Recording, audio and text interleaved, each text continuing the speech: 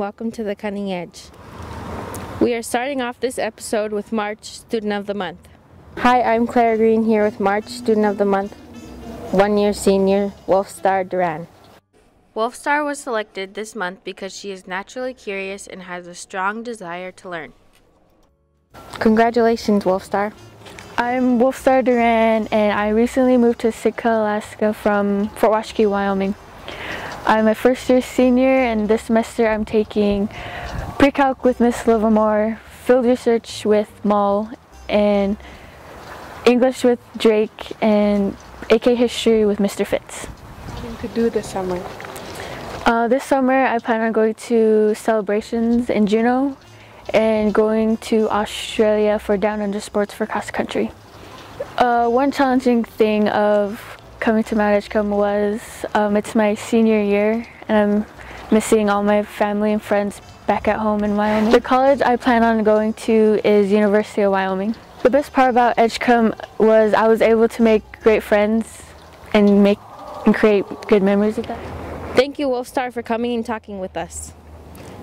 Next up, the Drama and Debate and Forensics team recently went to the state tournament. Hi, I'm Mrs. Drake here with the state DDF team. We just got back from our state performance in Anchorage, and we would like to tell you about how we accomplished some of our personal best performances. Today, let's start with Aria, and she will tell us how she accomplished her personal best. Well, my personal best kind of comes in two parts. One is that I performed my solo, and it's the best that it had ever been, and it was a really great performance. Also, I had a rival, and I pushed that person to first place, and that was made me really, really happy. Thanks, Aria. Muriel. I did my personal best with me and Jesse Hansen's duet.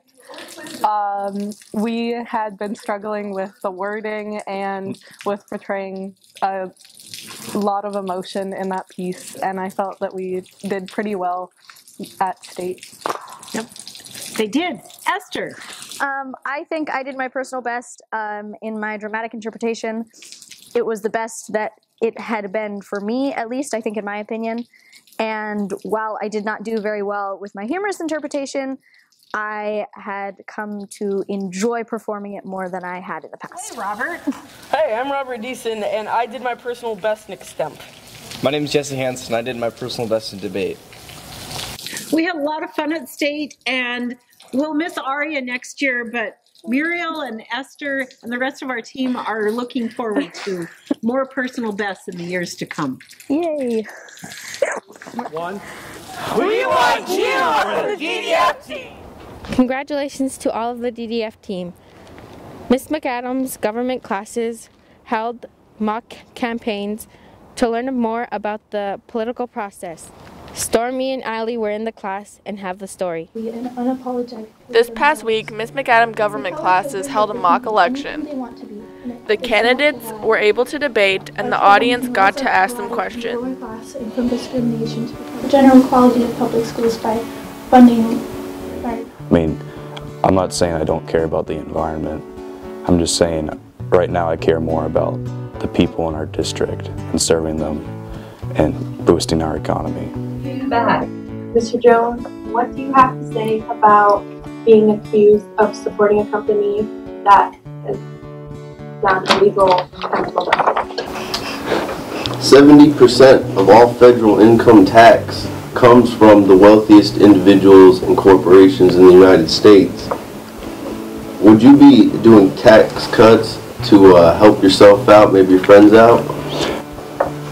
If you win a place in the House of Representatives, they were even able to create commercial campaigns. Let's take a look at a few of them. Martin Hernandez is the leading Democratic candidate in the region. Let's get to know him. He's 46, a loving father of 3, has a master's degree in education, has a background of 17 years as a math teacher, has been a member of Pleasant City Council for 6 years, and has been the mayor of Pleasant City for 4 years. His major interests and policies include supporting increased investment in public education and favoring the creation of a government-funded health program. He also advocates for easier access to citizenship for immigrants, standing by unions and restriction on foreign trade, and endorsing government intervention to limit greenhouse gas emissions. The Hernandez campaign has raised $5 million from several individuals in Pleasant City. Why is Martin Hernandez the right choice for you? He believes in investing in public education. Our opponent vouches for private school. He also feels that government intervention is necessary for protecting the environment versus the corporation action that she supports. A huge controversy our candidate is involved in is legalizing immigrants. In many cases, data overwhelmingly supports why legal immigration is good for creating more jobs, medical resources, and academic achievements. Our opponent supports stricter immigration laws. Why has she defended a corporation accused of illegally dumping toxic chemicals? Vote for Hernandez for a better tomorrow. I'm Martin Hernandez, and I approve this message.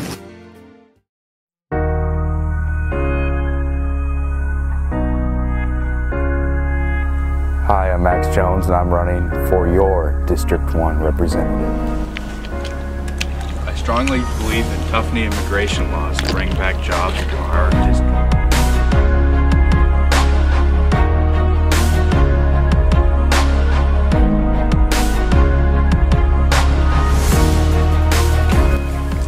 Here you go.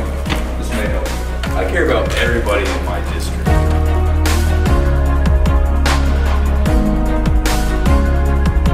Can I count on your vote? Absolutely. Thank you. Can I count on your vote? Yeah, you can absolutely count on my vote. Good morning, Mount Edgecombe. I'm here to proudly say that I sponsor Max Jones for House District.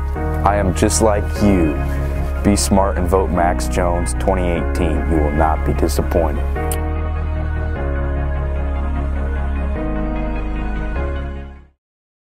Trustable, dependable, accountable.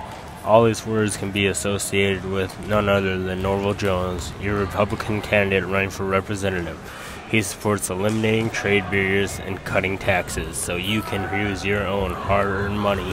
Whereas his opponent, Shano Hernandez, wants to invest further into education, create a government-funded healthcare program while restricting trade. This means, if elected, he will be forced to tax you to pay for his endeavors. On top of that, he chose to endanger lives in our community by driving under the influence. As a parent, I wouldn't have my children playing outside, for the streets wouldn't be safe. Would you trust someone like that to be your representative? Now remember, if you vote for me, your ideals are secure, because a vote for me is a vote for you. Vote Norval Jones as your representative to represent you. No.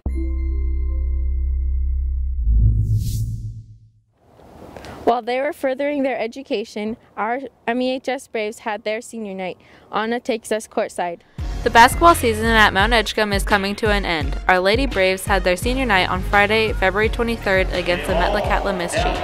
Personalities which make my day even better. I'd like to thank my friends, especially Richard Carley, for always being there for me when my family couldn't.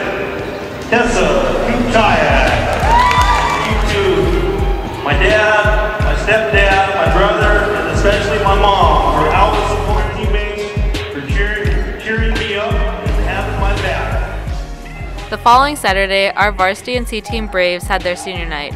We had many seniors on the court. For being a huge supporter and always believing in me. Jamal Holstrom. Our next senior, Isaiah Rexford, has been at Mount Edgecombe for 3 years and has played basketball for MHS for 3 from Katholik, Alaska. And thank you to all my friends here at Mount Edgecombe for being a family away from home. Isaiah Klein.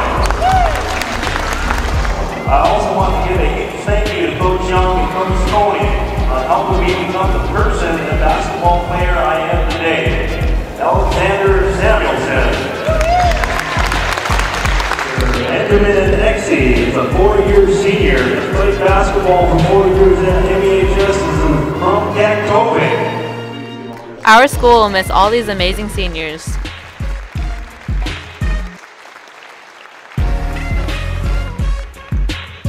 Caleb Goodison, raise your hand, Caleb. Dustin Harvey, Ethan Ivan, and David Thompson. Here's the Braves pumping it up for our players before their games.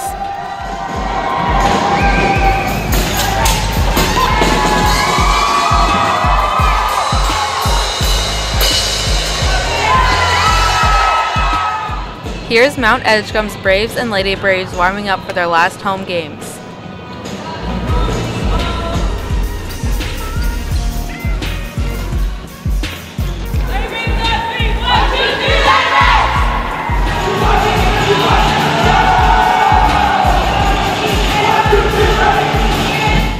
Tessa is a 4-year senior from Togiak.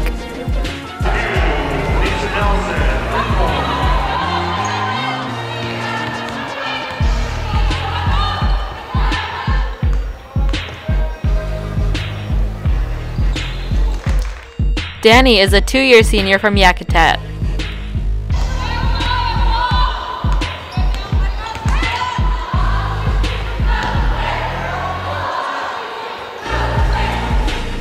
Jamal is a 2-year senior from Aluknuk.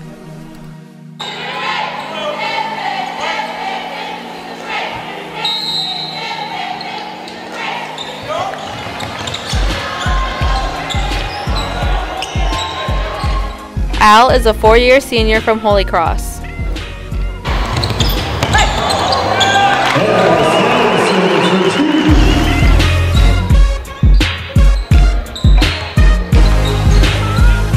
Isaiah is a 3-year senior from Kaktovik.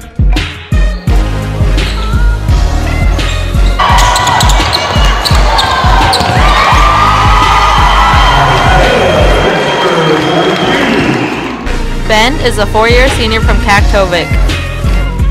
And Isaiah is a 4-year senior from Eagle River.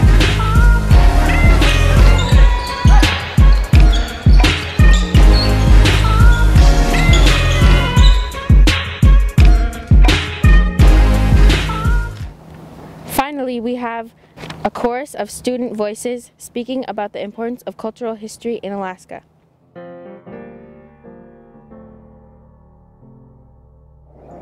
My name is Linda Rexford, and I am from Utqiagvik, Alaska. I am Andrea Cook, and I am from Heidelberg, Alaska. My name is Autumn Austin, and I'm from Anchorage, Alaska. My name is Danae Brower, and I'm from Barrow, Alaska. I'm Daniel Gimmel. I'm from Arctic Village, Alaska. My name is Katie Turner, and I'm from Holy Cross, Alaska. My name is Nico Afghan, and I am from Nunamikwa, Alaska. I'm Chad Brown, and I'm from Kongignac. Ask yourself, who am I? Is it important to know myself? Now ask yourself this. Who are our people 277 years ago, before Russian colonization? Who were our people 150 years ago, before American colonization? And what is left of our native languages and cultures as a result? Here in Alaska, there is a diversity of native groups that have governed themselves. Long before the United States established itself as a country. Each of our people's cultures. Traditional values. Meticulously built settlements and complex social systems. Accustomed tools and technologies. Subsistence patterns. Transportation. Ceremonies. Arts. And our own spiritual beliefs. Yet we were considered uncivilized by American colonists who then oppressively assimilated our people. And to this life, we all are familiar to today. With the American colonization, brought a man named Sheldon Jackson. A missionary and general agent of education. Who implemented the English-only policy. Within school, legal, and political systems. Violations of the policy. Meant our people were physically and mentally abused. The suppression of our cultural identities was real. It was felt. It was passed on.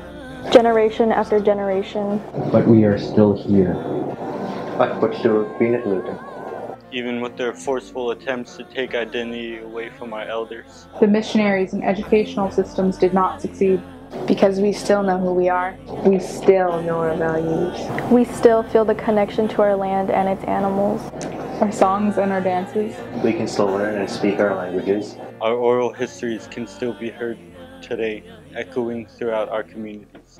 This is the power of more than 10,000 years of cultural identity. We all have the potential to thrive in our cultures as our ancestors did. We embrace who we are.